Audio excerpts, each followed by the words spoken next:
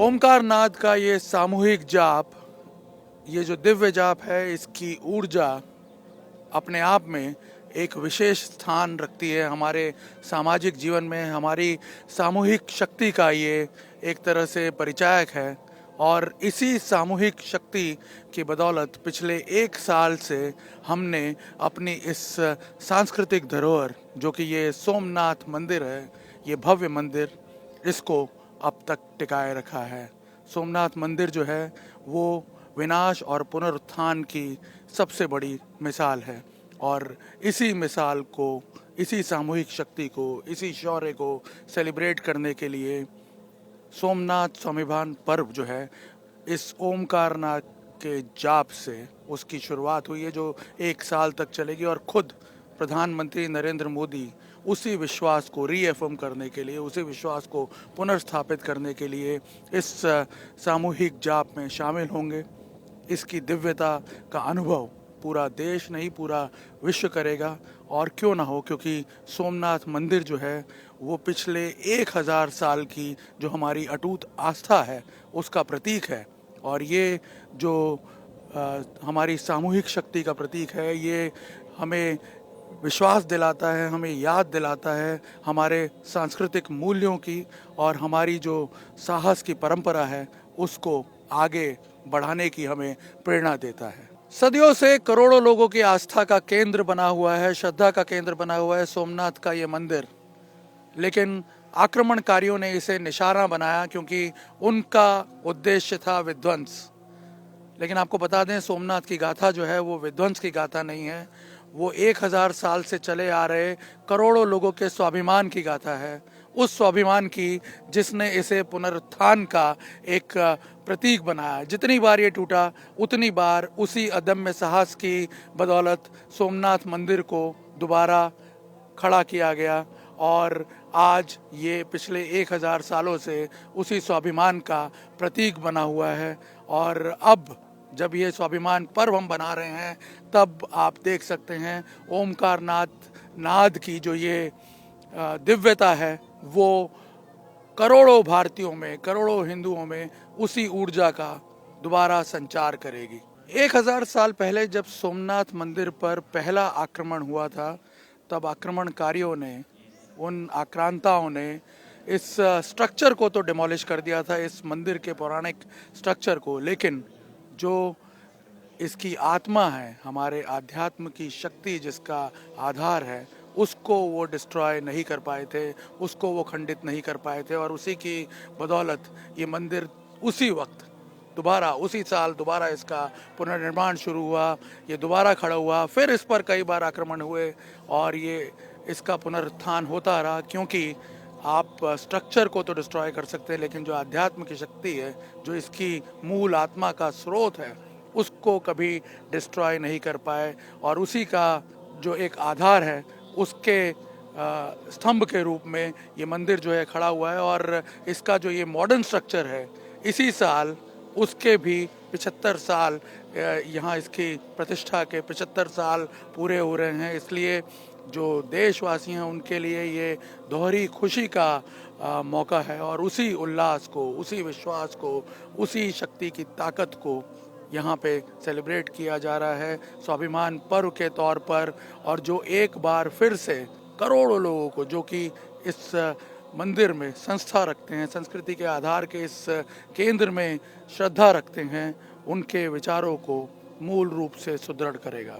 15वीं शताब्दी में जब मुजफ्फर खान ने सोमनाथ मंदिर पर अटैक किया, तब वेगड़ा भील ने अपने साथियों के साथ मिलकर के अंतिम श्वास तक उसका मुकाबला किया और फिर अपने प्राण त्याग दिए। आपको बता दें कि सोमनाथ मंदिर जो आज इस भव्य रूप में आपको विराजमान दिख रहा है, ऐसे हजारों लोगों के जो प्राणों की आहुति उन्होंने दी है अपनी इस मंदिर के प्रोटेक्शन के लिए। और आपको बता दें, उसमें सबसे बड़ा जो नाम आता है वो आता है हामिद सिंह गोहिल का, जिसकी ये भव्य प्रतिमा मंदिर के ठीक सामने यहाँ पे प्रस्थापित की गई।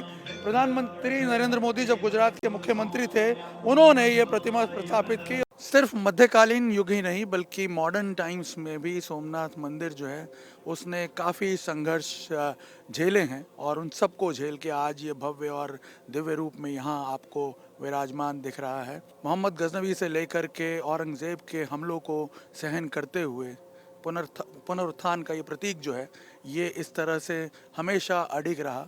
और जब देश आज़ाद हुआ मॉडर्न टाइम्स में, तब जो देश के पहले गृह मंत्री हैं सरदार पटेल, उन्होंने ये निश्चय किया कि जो हमारी संस्कृति पर घाव लगे हैं उन पे एक मरहम का काम करते हुए इस मंदिर का जीर्णोद्धार किया जाना चाहिए और इसे एक ऐसा भव्य रूप स्वरूप देना चाहिए जो पिछले 800-900 सालों में भारत के किसी भी मंदिर को नहीं मिला हो। और उसी उद्देश्य के साथ इसके पुनर्निर्माण का कार्य भी शुरू हुआ।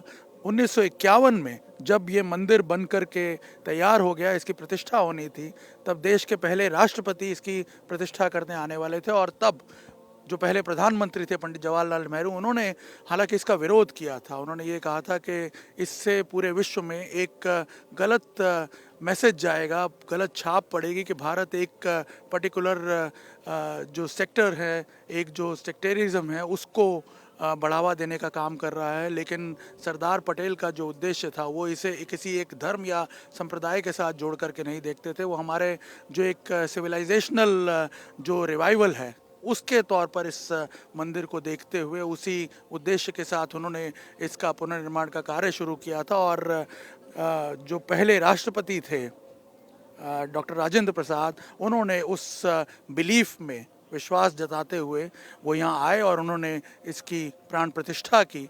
और आज देखिए, आज हमारी संस्कृति के आधार स्तंभ के तौर पर, सबसे बड़े आधार स्तंभ के तौर पर, हमारे स्वाभिमान के प्रतीक के तौर पर ये भव्य मंदिर यहाँ आप देख सकते हैं। हमारी उसी सिविलाइजेशन के जो आधार हैं, साहस और शौर्य, उसके प्रतीक के तौर पर यहाँ खड़ा हुआ है। मध्यकालीन युग में सोमनाथ मंदिर पर कई बार अटैक हुए। 15वीं शताब्दी में मुजफ्फर खान ने जब सोमनाथ मंदिर पर अटैक किया, तब वेगड़ा भील ने, जिसकी प्रतिमा आज यहाँ बनी हुई है, उसने अपने साथियों के साथ मिलकर उसका मुकाबला किया और आखिरी दम तक लड़ते लड़ते इस मंदिर की रक्षा के लिए वो शहीद हो गया। आप आज जो देख रहे हैं सोमनाथ मंदिर, यहाँ पे विशाल भव्य मंदिर खड़ा हुआ, ये ऐसे कई शहीदों की कुर्बानी का प्रतीक है और उनका परिणाम है। आप जैसे यहाँ पे ये समाधि बनी हुई देख रहे हैं, ये हामिर सिंह गोहिल की समाधि है। बताया जाता है कि हामिर सिंह गोहिल वो पहला योद्धा था जब 1000 साल पहले, आज जो हम स्वाभिमान पर्व मना रहे हैं, 1000 साल पहले, उसी से ठीक 1000 साल पहले जब मोहम्मद गजनी ने अटैक किया था, तब हामिर सिंह गोहिल की शादी को मात्र 1 दिन हुआ था और वो अपनी पत्नी को घर पे छोड़ करके यहाँ इस मंदिर की रक्षा के लिए, अपने प्राणों की आहुति देने के लिए वो यहाँ युद्ध में उतर गया। आप देख सकते हैं आज सामने उसकी ये विशाल भव्य प्रतिमा, जो कि मंदिर के ठीक सामने बनवाई है। प्रधानमंत्री नरेंद्र मोदी जब गुजरात के मुख्यमंत्री थे, तब उन्होंने उस वीर को सच्चा सम्मान देने के लिए उसकी ये विशाल भव्य प्रतिमा जो है ठीक मंदिर के सामने बनाई। क्योंकि आपको बता दें कि इसके बलिदान को आज भी यहाँ के लोग, सोमनाथ के लोग याद करते हैं। और ये मंदिर जो है, एक तरह से कहते हैं कि इस जैसे कई वीरों का, उनके बलिदानों का ऋणी है। और इसीलिए आप देख सकते हैं कि यहाँ उसकी जो है समाधि भी बनाई हुई है। और हमने देखा है पास में कई बार जब मोदी यहाँ दर्शन के लिए आए हैं, तब वो इस समाधि पर भी माथा टेकना नहीं भूलते हैं। यही सबसे बड़े स्वाभिमान का विषय है और इसी स्वाभिमान के पर्व को आज देश मना रहा है। इस भव्य मंदिर को एक प्रतीक के तौर पर जब देखा जाता है पुनरुत्थान के, तो उससे प्रेरणा लेते हुए हमारी संस्कृति की पुनरुत्थान, उसकी रक्षा के लिए हर व्यक्ति यहाँ कृत संकल्प होगा। 1890 में स्वामी विवेकानंद सोमनाथ मंदिर में दर्शन के लिए आए थे और तब उन्होंने एक बहुत ही गहन बात कही थी। उन्होंने कहा था कि यदि हमारी संस्कृति के बारे में, हमारी सभ्यता के बारे में आपको डीप में समझना है, डीप इनसाइट्स अगर उसके बारे में जानने हैं, तो जो विजडम सोमनाथ जैसे मंदिर आपको प्रोवाइड कर सकते हैं, वो आपको सैकड़ों किताबें पढ़ करके भी नहीं मिलेगी। वो ज्ञान आप पुस्तकों से नहीं, बल्कि यहाँ इन सभ्यता के जो संस्कृति के जो बड़े आधार हैं, वहाँ आकर के यहाँ से जो आप सीख पाएंगे, यहाँ से जो आप ज्ञान हासिल कर पाएंगे, वो कोई किताब भी आपको नहीं दे पाएगी। सोचिए यदि इस भव्य सोमनाथ मंदिर का पुनरुत्थान नहीं हुआ होता, इसका जीर्णोद्धार नहीं हुआ होता, तो लोग जो यहाँ हजारों की संख्या में आते हैं दर्शनों के लिए, वो उसे कैसे देखते, उन्हें किस प्रकार की अनुभूति होती। उन्हें यहाँ आने पर दिखती विध्वंस और विनाश की एक ऐसी तस्वीर जो उनके मन में ग्लानि पैदा कर देती, शायद उनके आत्मसम्मान को भी ठेस पहुँचती, क्योंकि तब ये मंदिर होता प्रतीक का, विध्वंस का, विनाश का, विकृति का। लेकिन इसके जीर्णोद्धार के साथ ही आप देखिए इसका भव्य स्वरूप जो है वो यहाँ आने वाले लोगों को प्रेरणा प्रदान करता है। हमारे शौर्य और साहस की जो गाथा है उसको यहाँ उनके सामने पुनर्जीवित करता है, उजागर करता है, जिससे उनका मन हर्षोल्लास से भर आता है, उनके अंदर एक गर्व की अनुभूति पैदा होती है। और प्रधानमंत्री नरेंद्र मोदी जो है वो उसी भावना को आज और ज़्यादा एम्पलीफाई कर रहे हैं, उसको इस स्वाभिमान पर्व के साथ जोड़ करके। और आपको बता दें कि यदि उनके पुराने लेख भी हम पढ़ें तो उसमें इन बातों का उल्लेख किया हुआ है, जब वो राम मंदिर के कॉज के साथ लोगों को जोड़ना चाहते थे, आज से करीब 35-36 साल पहले की बात मैं कर रहा हूँ, और शायद वही आधार बना राम मंदिर के जीर्णोद्धार का भी। सोमनाथ मंदिर का ये भव्य स्वरूप जो है आधार बना, क्योंकि ऐसा माना जाता है और ये उनकी एक परिकल्पना भी है कि हमारे मंदिर जो हैं ये हमारी संस्कृति का सबसे बड़ा आधार स्तंभ है और इन्हें उसी तौर पे देखा जाना चाहिए। और इसी वजह से ये हमारे स्वाभिमान का भी, हमारे जो साहस है, हमारे शौर्य के प्रतीक के तौर पर, पुनरुत्थान के प्रतीक के तौर पर खड़े हुए हमारी संस्कृति को और ज़्यादा जो है उसको, उसके प्रचार को, उसके जो सार्थक अर्थ हैं उनको और ज़्यादा एम्पलीफाई करते हैं। कैमरामैन अमित राठौड़ के साथ निर्णय कपूर, इंडिया टीवी, सोमनाथ।